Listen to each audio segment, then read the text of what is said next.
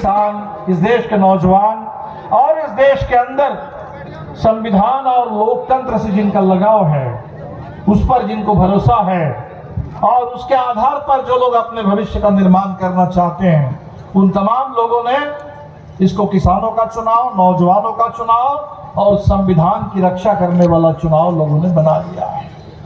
ये लड़ाई जब चल रही है, 2 चरण पूरे हुए हैं, तो हमें बात समझ में आ रही है ये लड़ाई कितनी जरूरी है, इस लड़ाई को जीतना।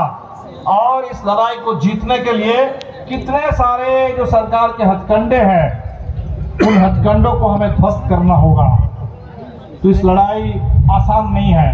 हिंदुस्तान आज़ादी के बाद से सबसे कठिन चुनाव के दौर में है और जिन भी हमारे नेताओं ने कहा कि शायद ये आखिरी मौका है संविधान को बचाने का और भविष्य में भी देश में चुनाव बरकरार रहे, लोकतंत्र जिंदा रहे, इसको गारंटी करने का शायद ये आखिरी मौका हमें मिला है। इस मौके को हम चूक नहीं सकते।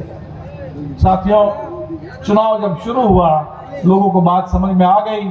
400 पार के नारे के पीछे क्या मकसद है, क्या हिडन एजेंडा है, भाजपा के बहुत सारे नेताओं ने ही उसका खुलासा कर दिया।